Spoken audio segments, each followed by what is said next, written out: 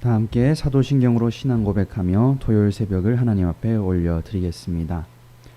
전능하사 천지를 만드신 하나님 아버지를 내가 믿사오며 그 외아들 우리 주 예수 그리스도를 믿사오니 이는 성령으로 잉태하사 동정녀 마리아에게 나시고 본디오 빌라도에게 고난을 받으사 십자가에 못 박혀 죽으시고 장사한 지 사흘 만에 죽은 자 가운데서 다시 살아나시며 하늘에 오르사 전능하신 하나님 우편에 앉아 계시다가 저리로서 산자와 죽은 자를 심판하러 오시리라. 성령을 믿사오며 거룩한 공회와 성도가 서로 교통하는 것과 죄를 사하여 주시는 것과 몸이 다시 사는 것과 영원히 사는 것을 믿사옵나이다. 아멘. 함께 찬송가 182장 찬송 부르겠습니다. 찬송가 182장입니다.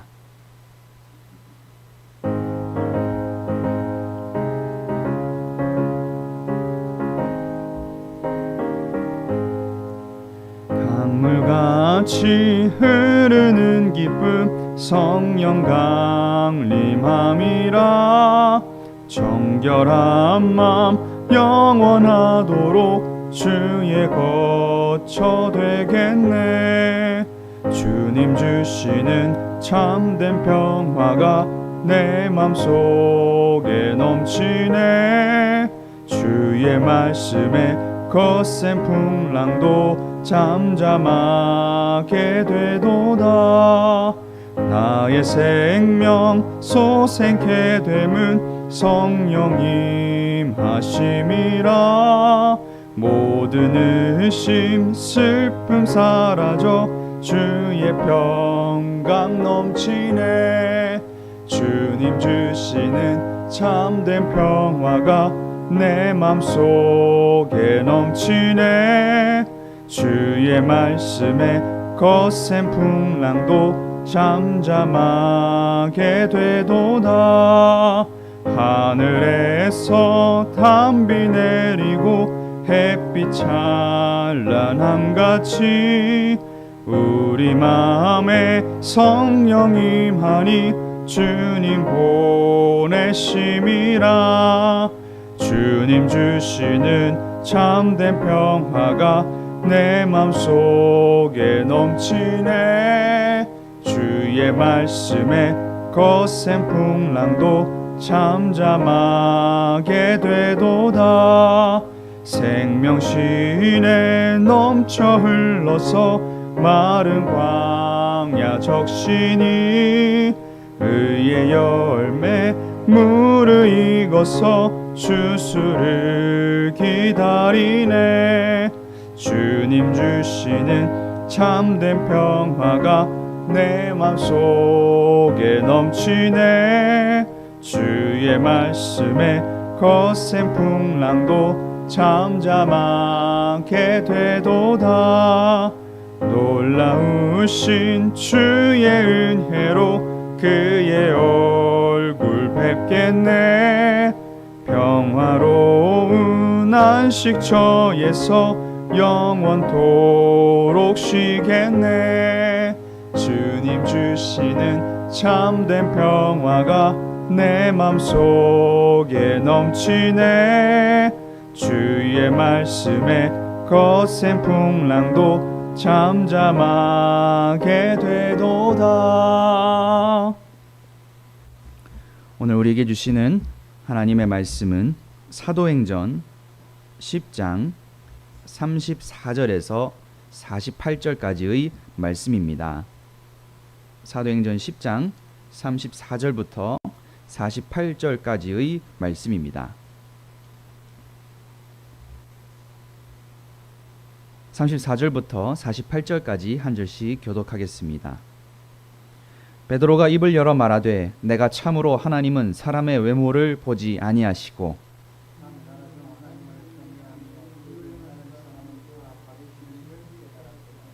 만유의 주 되신 예수 그리스도로 말미암아 화평의 복음을 전하사 이스라엘 자손들에게 보내신 말씀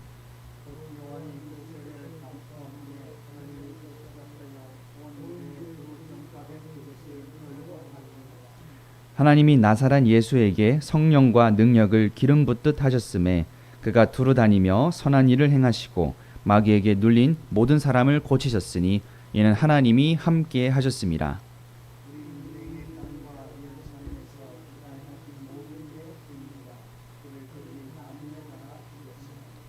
하나님이 사흘 만에 다시 살리사 나타내시되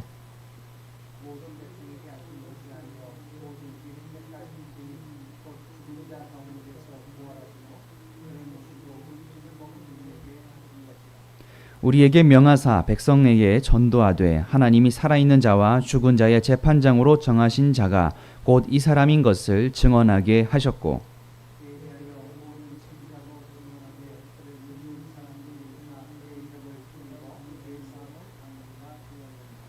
베드로가 이 말을 할 때에 성령이 말씀 듣는 모든 사람에게 내려오시니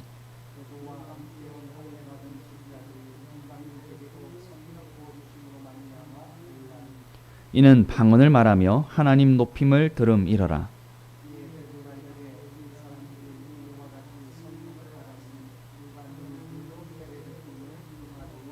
함께 읽겠습니다. 명하여 예수 그리스도의 이름으로 세례를 베풀라 하니라. 그들이 베드로에게 며칠 더 머물기를 청하니라. 아멘. 할렐루야. 오늘도 토요일 새벽에 말씀을 묵상하는 저와 여러분 가운데에 하나님의 은혜가 함께 하시기를 소원합니다. 오늘 본문은 고넬료의 체험을 들은 베드로가 하나님의 뜻을 깨닫고 그리스도의 복음을 전하는 모습, 그리고 말씀을 듣는 모든 이방인들에게 성령이 임하는 모습을 보여주고 있습니다. 하나님께서는 사도행전 9장에서부터 베드로의 편견을 걷어내시고 이방인에게도 복음이 전해질 토대를 마련하시는 계획들을 차근차근 진행해 오셨습니다. 그리고 오늘 말씀을 통해서 그 거룩한 계획은 드디어 절정에 이르게 됩니다. 베드로는 9장에서부터 그릇의 환상과 또한 고넬료가 보낸 사람들과 나눈 대화들, 그리고 직접 만나 들은 고넬료의 말을 통하여 하나님에 대해서 새로운 것을 깨닫게 되었습니다. 바로 그가 스스로 고백한 대로 하나님께서는 사람의 외모를 보지 않으시고 각 나라 중 하나님을 경외하며 의를 행하는 모든 사람을 다 받으신다는 것이었습니다. 여기서 외모로 번역된 헬라어 프로소폴람바네이는 프로소폰, 얼굴이라는 뜻을 가진 헬라어와 취하다는 뜻의 람바노의 합성어입니다. 따라서 이 단어는 그저 외모라고만 번역할 수는 없고 차별 대우하다, 편애하다라는 의미로도 번역할 수 있습니다.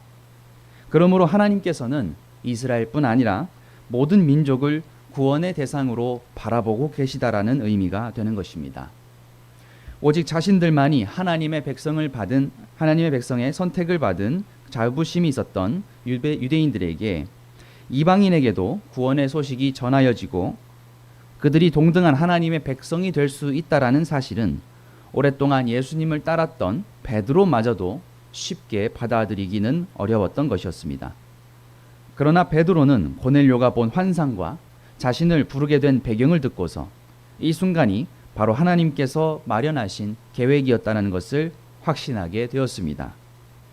이제 이방인들에게도 복음을 전할 기회를 얻게 된 베드로는 드디어 입을 열어서 복음을 전파하게 됩니다. 36절에서부터 기록된 베드로의 설교는 여러 면에서 특별합니다. 이 설교는 과거의 오순절 설교, 또 솔로몬 행각 설교에 이어서 세 번째이자 마지막 설교입니다. 그러나 그가 이방인 앞에서는 처음 행했던 설교였습니다. 이 설교는 앞의 설교들과 다르게 초대교회가 복음의 핵심을 요약한 것으로도 여겨지고 있습니다. 베드로가 고넬료의 집에 모인 사람들에게 전한 복음의 핵심은 십자가에 달리신 그리스도였습니다. 베드로는 역사적으로 일어난 예수님의 공생애를 풀이하면서 그 진정한 의미를 밝혀냈습니다. 하나님께서는 이스라엘 자손들에게 화평의 복음을 전하시기 위하여 예수 그리스도를 보내셨습니다. 요한의 세례로부터 시작한 나사렛 예수 그리스도의 공생의 사역들은 갈릴리에서 시작하여 유대로 또 사마리아와 여러 이방 지역으로 옮겨갔습니다. 하나님께서는 예수님께 성령의 능력을 부어주셔서 선한 일을 행하시고 마귀에게 눌린 모든 사람을 고치게 하셨습니다. 예수님께서 하신 일은 하나님의 자비와 긍휼을 나타내는 복된 소식이었습니다. 유대인들은 예수님을 십자가에 달아 죽였지만 하나님께서는 그를 다시 살리셨습니다. 이렇게 하나님의 은혜는 십자가를 통하여 완성되었습니다. 부활하신 예수님은 증인으로 선택받은 사람들에게 보이셨습니다. 우연히 그 자리에 있었던 사람들이 아니라 하나님께서 그들을 증인으로 미리 택하셨던 것입니다. 제자들은 부활하신 예수님과 함께 음식을 먹었고 그분의 명령을 받았습니다. 제자들은 부활의 증인으로서 하나님의 우편에 앉으신 예수님이 모든 인류의 심판자라는 사실을 증언해야 합니다. 만유의 주이신 하나님은 예수님을 살아있는 자와 죽은 자의 재판장으로 지명하셨습니다. 따라서 예수 그리스도는 이스라엘과 유대인들만의 재판장이 아니라 모든 사람의 재판장이십니다. 그렇기 때문에 할례와 율법을 지키는 유대인들뿐 아니라 그를 믿는 사람들이 모두 하나님의 뜻에 따라 구원을 얻게 되는 것입니다. 이렇게 베드로가 설교를 하고 있을 때에 말씀은 성령께서 내려오셨다라고 증언하고 있습니다. 하나님께서 이 순간을 기다리신 것처럼 베드로가 아직 설교를 다 마치지도 않았는데 고넬료와 이방인들에게 성령의 선물이 주어진 것입니다. 이방인에게 성령이 내리는 것과 또한 그들이 방언하는 것을 듣고 베드로와 그리고 함께 온 요파 출신의 유대인 성도들이 함께 놀랐습니다. 그들이 먼저 유대인으로 개종하기도 전에 먼저 성령을 받았기 때문이었습니다. 오랜 세월 그들의 마음에 단단히 굳어져 있던 선입관들이 단단히 굳어졌던 선입관이 단숨에 깨졌습니다. 이어서 베드로는 외쳤습니다. 이 사람들이 우리와 같이 성령을 받았으니 누가 능히 물로 세례 베품을 금하리요. 베드로는 그 자리에서 예수 그리스도의 이름으로 이방인들에게 세례를 베풀었고 베드로를 비롯한 유대인 일행은 그곳에서 며칠을 더 머물렀다라고 성경은 마무리하고 있습니다. 베드로는 이제 하나님의 구원 계획이 이방인에게도 열렸다라는 사실을 확신하게 되었던 것입니다. 우리가 오늘 본문 속에서 발견할 수 있는 교훈은 다음과 같습니다. 첫째로 베드로와 고넬료가 만난 사건은 그들이 믿음과 순종의 사람들이었기 때문에 가능했습니다. 그들이 환상을 보고 음성을 본대로 순종하면서 이들의 만남 가운데 복음의 전파가 일어났습니다. 그들의 순종을 통하여 하나님께서는 모든 인류가 구원을 받도록 뜻을 이루어 가십니다. 이처럼 성령의 임재는 변화를 가져옵니다. 성령을 체험한 사람들은 본질적으로 모든 사람들을 놀라게 합니다. 고넬료를 만난 베드로는 자신의 생각에서 하나님 중심으로 바라보며 설교하게 되었습니다. 하나님께서 계획하셨고 이 마음을 주셨으니 이제 우리가 나아가자라고 하는 것입니다. 오늘을 살아가는 우리 또한 하나님의 말씀을 묵상하며 일상에서 순종하도록 노력해 나갈 때에 하나님께서 우리를 통하여 우리가 알지 못하는 놀라운 역사를 이루어 가실 줄로 우리는 믿어야 하겠습니다. 둘째로 하나님께서 이방인들을 향한 구원의 길을 열어주셨다는 사실을 오늘 사건을 통하여 명확하게 드러나게 되었습니다. 사도행전은 유대 그리스도인과 헬라 그리스도인들 사이의 갈등, 그리고 복음의 전파와 이방인 선교에 대한 고민의 기록들이라고 할 수 있습니다. 초대교회는 이방인들이 구원을 받는 놀라운 사건들을 목격하면서 하나님께서 열방을 향해 열어놓으신 구원의 역사를 보고 기뻐하였습니다. 그리고 어떻게 이방인들을 그리스도인으로 받아들일지를 그들은 치열하게 고민하였습니다. 성도는 언제나 삶의 현장에서 불신자들과 부딪힐 수밖에 없습니다.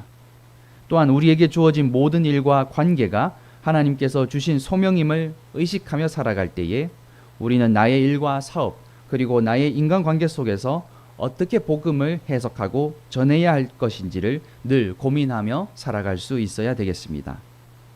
세 번째로 하나님은 언제나 우리의 외모를 보시지 아니하시고 중심을 보신다는 사실입니다.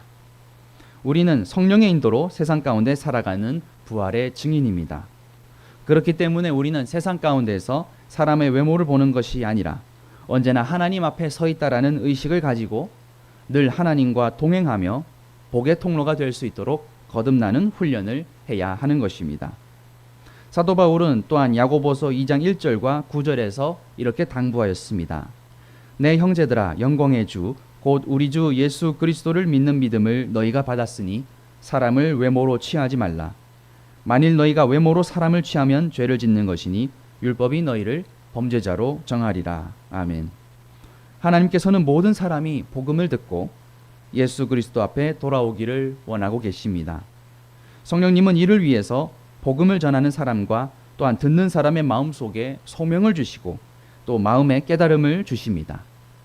하나님께서는 오늘도 우리의 삶의 터전 가운데에 이러한 일이 일어나기를 간절히 바라시고 계시는 것입니다.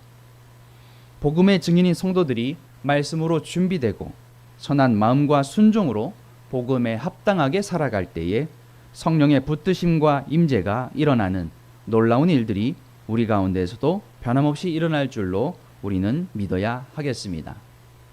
우리는 구원이 오직 하나님의 은혜를 입고 그리스도를 믿음으로 가능하다는 것을 오늘 말씀을 통하여 확인했습니다.